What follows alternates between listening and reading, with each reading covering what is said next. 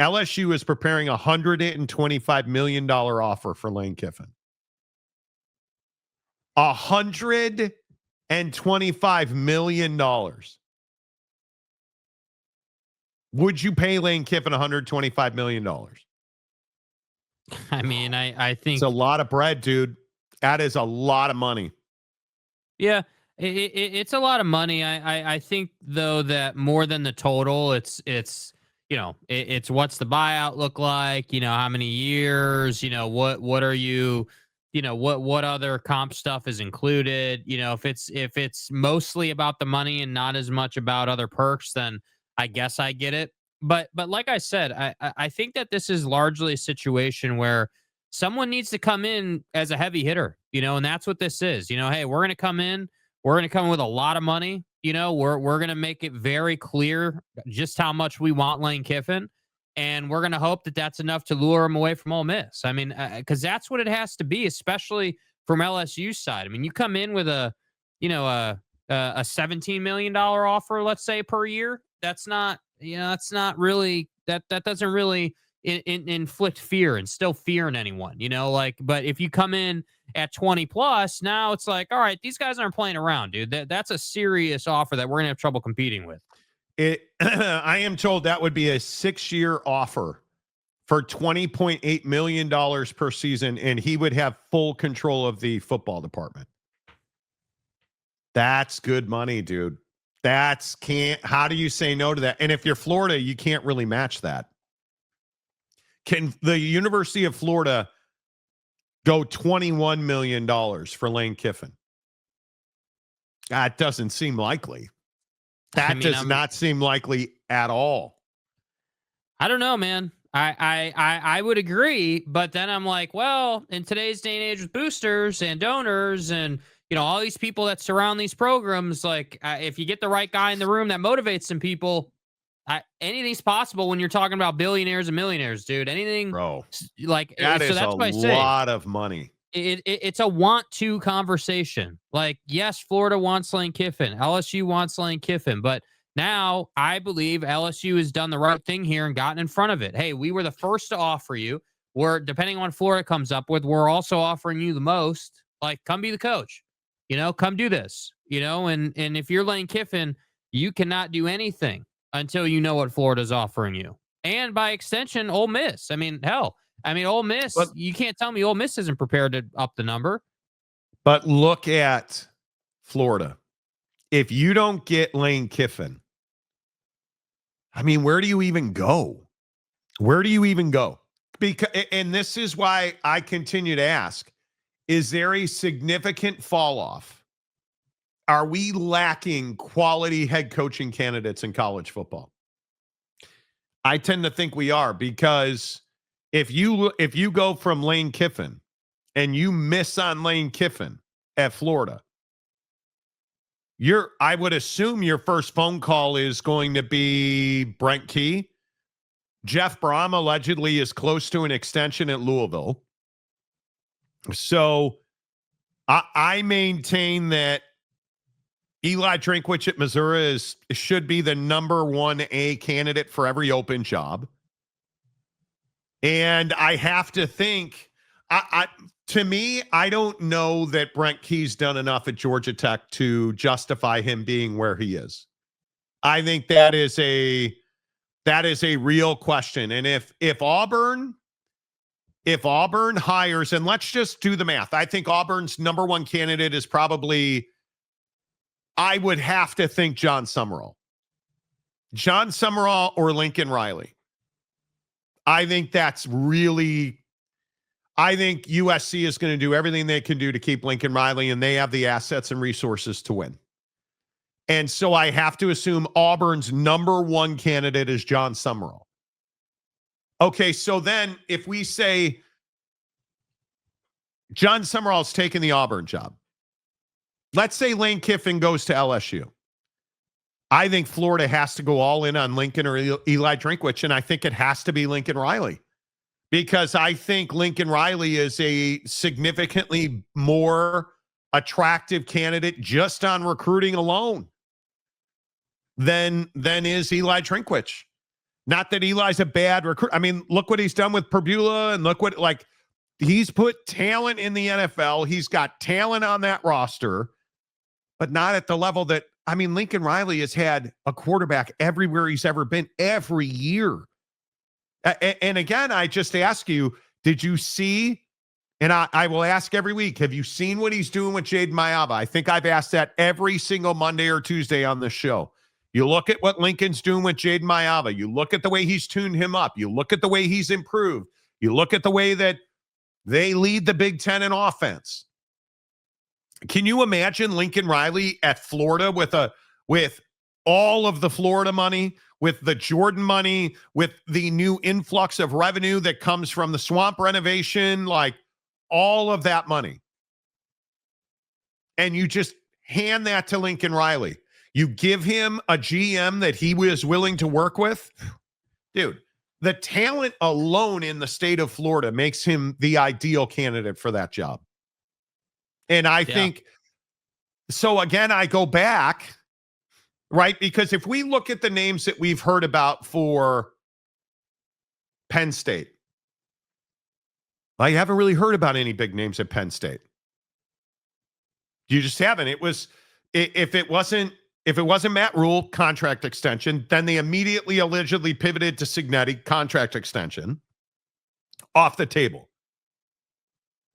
So again, I say, all these other openings, I can tell you who the top 2-3 candidates are. I can tell you, that Auburn and DJ Durkin or Clark Lee, or you look at Oklahoma State and it's probably Kane Womack is allegedly Alabama's defensive coordinator, Kane Womack, who I think is going to be a great head coach. But at Oklahoma State, you better hire an offensive guy. But what the fuck do I know, right? But it sounds like Kane Womack is a big to-do. Like, I cannot tell you that Penn State is the lead for anybody, because I'd have told you if it hadn't happened, Mike Elko would have been the guy. I'd have been like, dude, they're going to get Elko. They're going to get Elko because without question, I would think Penn State's a higher profile job than A&M. But then it comes out that A&M's going to throw an entire fucking bank vault at him to make sure that he doesn't leave. But that's what you have to do. Yes. I'm saying, like, Penn State's playing around. Penn State's playing games. Penn State is not committed to going and getting their guy. Like, I've really moved on from, it's so expensive, all this money. Okay, well, that's today's day and age, bro.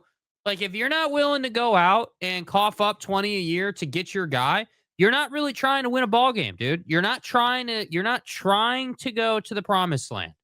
Like, I'm agree. Sorry, but like, that's today's college football. Like, $8 million a year, 10 a year is nothing. That's not good enough anymore, man. The market says it's not good enough anymore. But again, A&M can throw money at anyone and with anyone. I think I think it's really interesting to see all these dominoes. And again, I don't mean to be redundant. The fact that James Franklin, and if the money is true that we're hearing, his buyout for Penn State's now $9 million. So conceivably, you have a lot more money to pay a head coach top dollar. Who are they going to overpay for? Can you throw extra money at a Brian Hartline to get him to talk to you? Because now it feels like that's the level of move they're going to have to make. Like West Virginia going back and getting Rich Rod, fantastic move in my opinion. What about Jed Fish? If you're Penn State, what about Jed Fish? I've lost some respect for Jed. If this stuff is, I would be really surprised if he right now leaves Washington. I'd be really disappointed. I'd be really, really disappointed because I just don't know. Why would you do that? Why would you already be leaving Washington? Well, allegedly, again, no actual facts. Allegedly, his family is not a huge fan of Seattle. Allegedly. Now, if that's true or not, I have no idea. But there was some reporting, I think 2 weeks ago, about the fact that they weren't really loving Seattle and like it just wasn't their cup of tea or whatever. So I don't know if that's true or not though. But if it is true, my point is that's another name that, that's a lower profile name that, has experience. Not amazing, but solid. Yeah. I don't. If I'm Jed Fish, I am not. I get it. Family's a pull, dude. I understand. But if it truly is a distance thing, doesn't he take the UCLA job then? I think that job. With this stadium thing, I don't know. This is what I mean. Like, all these jobs are so interesting, and the little dynamics inside of each one of these jobs. And you guys all laughed at me when I said UCLA was going to spend a ton of money to rebuild their ability to compete, right? I told you how many weeks ago that they were going to get $500 million in capital injection, and they are going to spend that money to try and get back to being a football program. And what do we immediately hear? You fired your coach and you are leaving the Rose Bowl, which I've told you for how long is a major, major problem for them. The Rose Bowl is a major problem for them. Major. So they're going to pay between $40 and $60 million to get out of their lease after this season. I would say that's a massive injection of capital. And then you're going to go and pay a coach, his staff, and all of the infrastructure to win football games. It's going to be a good job. It's not a good job now. I think it's going to be a good job. Yeah. And again, I know this pisses off Oregon fans every time I say it. You know who I'm going to say you should hire. You should drive. Hell, I don't care if you got a Forrest Gump and walk up there because you're so broke from the buyout at the Rose Bowl. I don't care. Go and pack Will Stein shit for him and move it to SoFi Stadium. Because you got to hire that guy. You have got to go and get a West Coast guy. And just the more I look at the UCLA job, the more I believe it's going to be a really, really good job. It's going to be a really good job. Now, will they force you to keep Jerry Neuheisel? Okay, some conversations around that. But it's going to be a really good job. It's going to be a really, really good job. Big Pontiff. Penn State can go back to Bill O'Brien. Yeah, how bad is Boston College right now? Oof. Dude said Penn State. He did. He said Penn State. I'm here for it. Chad Carter for $5. Chad, how are you? Hope the well is still flowing. Leave Hartline alone. Dude, he's just such a good developer of talent. You understand that's the thing about Brian Hartline. Like, yes, he can recruit, and it doesn't matter if you can recruit. You need that. That should be like the bare minimum, right? But again, I'll go back to Lincoln. What does it matter if you recruit if you can't turn those guys into something?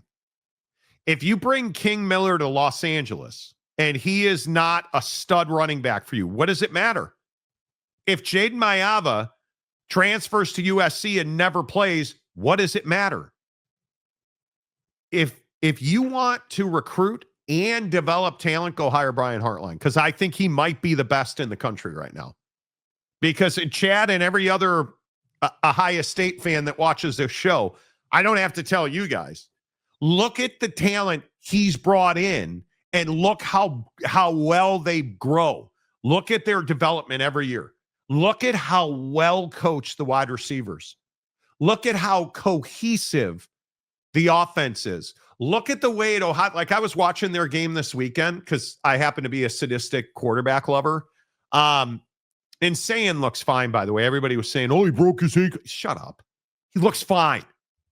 Anyway, the point is, look at the way that Sayan understands and speaks that silent language with his receivers. Yes, a lot of that's Ryan Day. But Ryan Day's got a whole bunch of responsibilities. Brian Hartline is the guy coordinating and building and growing and layering that offense in Columbus. And I'm telling you, there are few better in this country that recruit and develop their recruits than Brian Hartline. And I think he is a perfect fit at Iowa State if Matt Campbell leaves there, which some believe he will, because I think Matt Campbell would be a great hire at Penn State. You'll never hear from him. He'll win games. You'll never hear from Matt Campbell. And if we know you that, want, except for when he talks about cutting budget, So I hope we don't get that rolled out at Penn State. yeah, that one's still stuck in my craw too. Like, I hate that. I just, that whole thing to me. Yeah. Okay. Well, Marcus wants you to know that the shirt's a distraction and it takes away from the vest, Jake. You can just say I look good. You don't have to sugarcoat it, bro. It's all good. No, you don't look good. The shirt's a distraction. All right, cool, man. So, thank you. Two, who is to blame more for the James Franklin Penn State limited success? Limits of James Franklin's capability as a coach, or Penn State and their past? I think their past gets easier to overcome with every year because it fades further and further away. It's not an issue for most guys. Honestly, it's not. And I think James Franklin just doesn't have the nuts it takes to win big games, which is why you go and take the job at Va-Tech. Right? Yeah, I mean, I think there's more job security for him at Va-Tech, just generally speaking. I think that the bar of success is lower. I think your path to the CFP is easier. And I think that James Franklin is a guy who at this stage you hire because you want to take a program that's got heritage but does not have success, and you want to launch it into the modern day. And his biggest issue is that he's too coach speaky and not dynamic enough to recruit a high level quarterback. 100%. So, 100%, which is why you were stuck with average ass Aller. I don't want to hear any bitching about the location of the airport at Va-Tech either, James. Don't want to hear any complaining about airports or anything like that. Just go and do the job and get to the CFP. Then you can have your requests. I just think it's so difficult when you're like Lane Kiffin's a great example of this. How do you not talk about this? And Lane Kiffin's being asked about taking other jobs on a regular basis. Set aside the Kiffin to Florida talk, and do you let your representatives kind of handle all those machinations kind of going on? And what's kind of, I guess, your message to, Ole Miss fans? I mean, talking to some of them before the game, a lot of them are just like, we just kind of want some clarity here. Okay. I feel like you're a Florida guy. I don't think we were distracted. 538 yards today for an offense seems pretty focused. So we've been dealing with what people would say been a distraction for weeks now, including at Oklahoma, who's a pretty good team. So I think it's different nowadays. I told you, I think kids think differently. They're getting pre-portaled every Saturday night. They play well from other people. So I just talk to them and say, hey, that's part of the process, man. When you guys play really well, these things happen. Your coach gets talked about, and it ain't the first year it's happened around here. So I don't think it's a problem. Lane Kiffin talking about other jobs. Pre-portaled. Every week we get pre-portaled.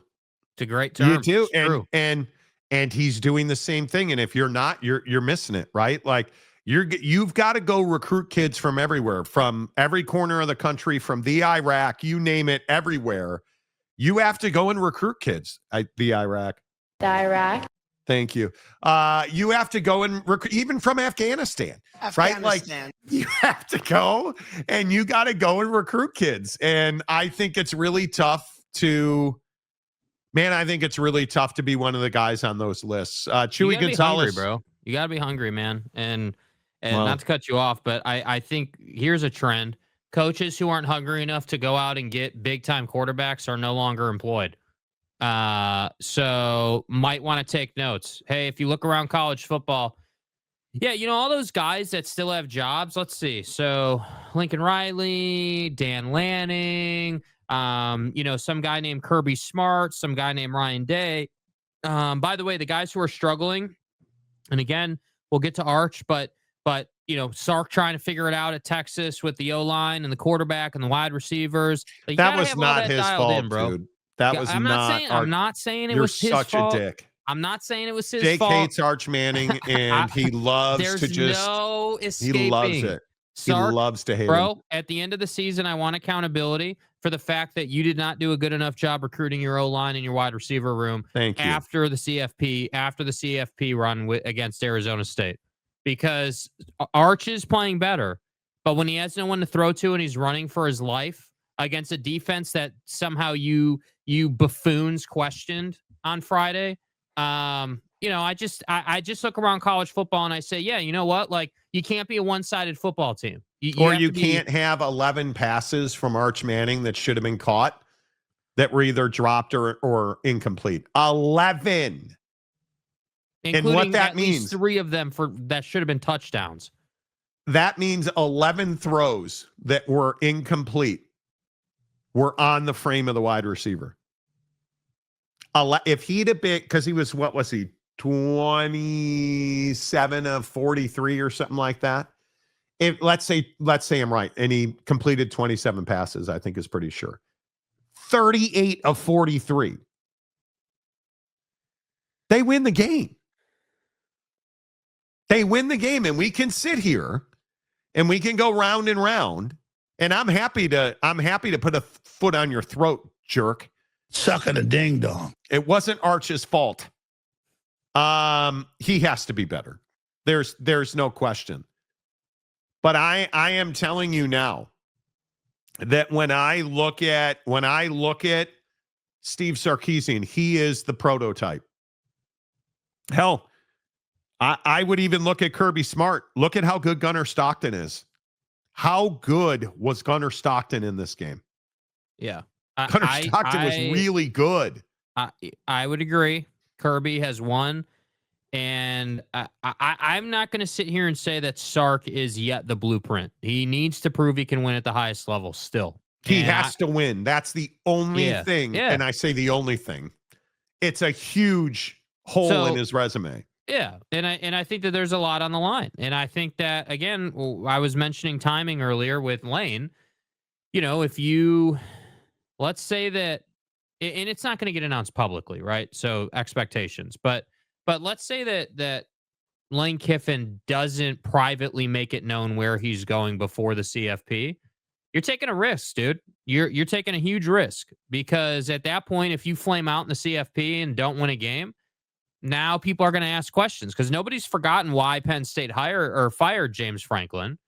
Right. But I just think that there are these guys, Sark, Dan Lanning, Lane Kiffin, certainly Lincoln Riley, who are these guys who are like the next guys up to be the best coaches in college football that need to win still. So again, if Lane Kiffin takes Chambliss and Ole Miss to, let's say, the CFP final, that's the blueprint, bro. In my opinion, Ryan Day is the blueprint right now. Ryan Day and Kirby Smart are the 2 best coaches in college football. They've won. They always have a quarterback. They've always got a defense, and it's just a question of how many playmakers they got in the wide receiver room. And that's why I say I think Sark is right there. He's got to win. You're exactly right. He's got to win, because he's got that defense is keeping them close. They would have lost by more. You've got to find. He's got to go and get wide receivers. I agree with that. Back to Chewy. The coaching market is like going to prom. Assume all the pretty girls are taken, and then you end up with the ugly girl like Gundy and Aranda. Jesus Christ. Is Dave Aranda still alive? Did you guys see the absolute thumping that the school you love to hate absolutely crushed Koresh and the boys in Waco? The Wolf of Wall Street. Oh my God, 8-Ball is dead. Like, Utah absolutely beat wholesale ass. We don't take any shit. That was unbelievable. It made my soul. I felt better. It was redemption when you did. Anyway. Yeah, Gatorade revenge game. I was going to say it. I didn't want to. I didn't want to. Gregorio. Monty, I have one question. Do you actually believe the Aggies can win it all? I do not. I know. It hurts, doesn't it? I don't. I just don't think they're as talented or as deep. Because if you ask me who's the very best team in college football right now, bro, I think that's a really tough question to answer. And I don't know. I still maintain it's Ohio State. I think Julian Sayin is fantastic. I think Georgia, Ole Miss are better than Texas A&M. I think that top 5, those are the 5 best teams in the country. I have real question marks about the mistakes that Texas A&M continues to, like the Missouri game should have been kind of a shot over the bow because the defense, there's something amiss. I just don't love some of the things we see. There's just stretches where that Texas A&M defense doesn't look great, right? And you give up 200 rushing yards to Mizzou, and you're like, okay, well, you were excellent. They had 284 total yards, but 200 yards rushing? You're like, well, aberration. Like, it ain't no thing. We held the ball for 35 minutes in that game. Okay, well, then what happened against South Carolina?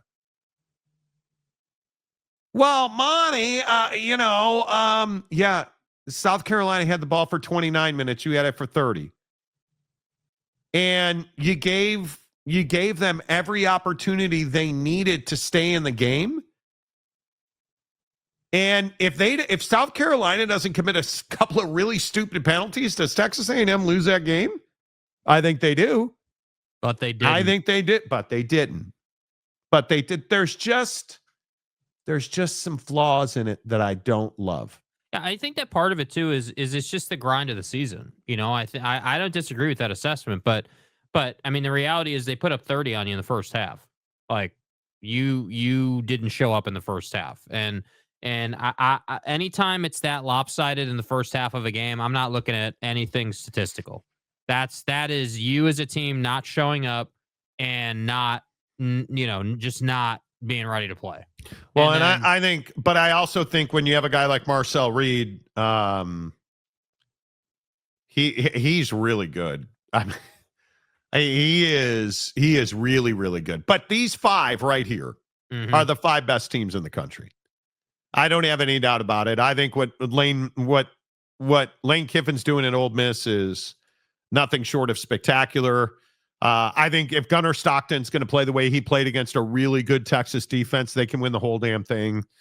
I think Indiana's defense, Fernando Mendoza is going to win the Heisman. And obviously, I think Ohio State is the best total package in college football. I'm not even sure I question that. Boyd Lake, what's up, Boyd Lake? They survived 1-point game versus Notre Dame and SC. Arkansas came close. So did Auburn. Aggies can be had. I think so. And it makes me nervous. Easy. A&M was looking ahead, but you don't do that in the schedule thinking it was a bye week. Well, this is your bye week, right? I'm trying not to be harsh. You're 10-0. You're 10-0.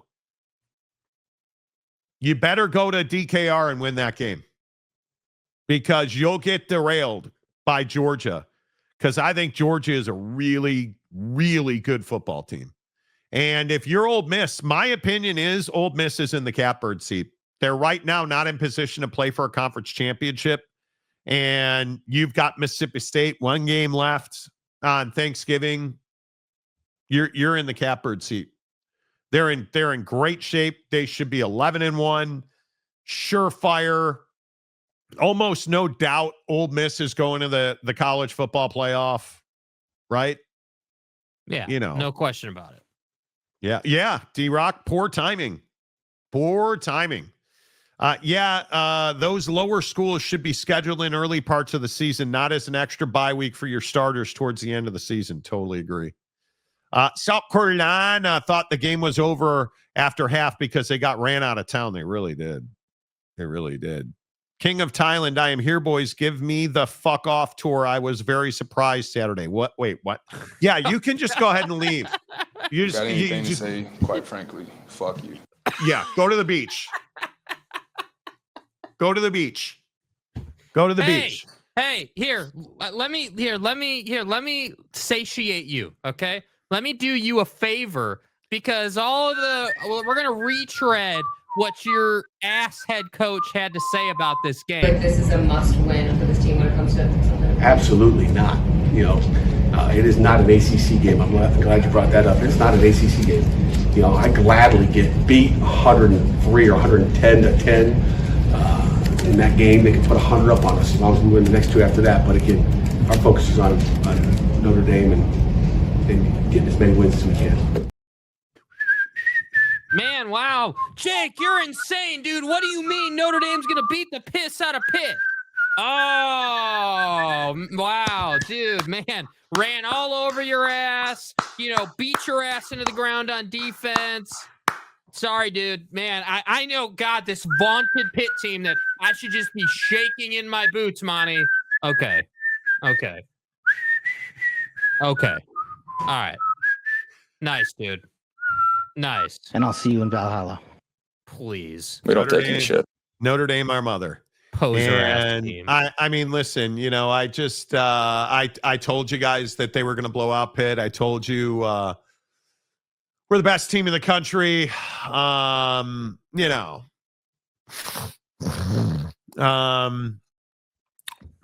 Best running back in college football, Jeremiah Love. Anybody see what he averaged per carry?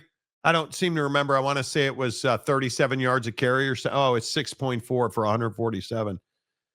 That's right. Yeah. I said Notre Dame, our mother, like 5 times now. Pittsburgh didn't need that win and will not win anymore the rest of the season. Yeah, I mean, I know it's not an ACC game, Pat, so it doesn't really matter that you got your ass kicked on national TV. But, I mean, it's just, again, I know you said before the game, it would be fine to lose like 110-3. Well, you got halfway there, dude. So congratulations. At least you did that. Nice. And I would just like to say, best of luck to the guy that got knocked the fuck out by Aiden Schuler. Good luck to you, buddy. Brother. Enjoy the rest of your not playing college football life.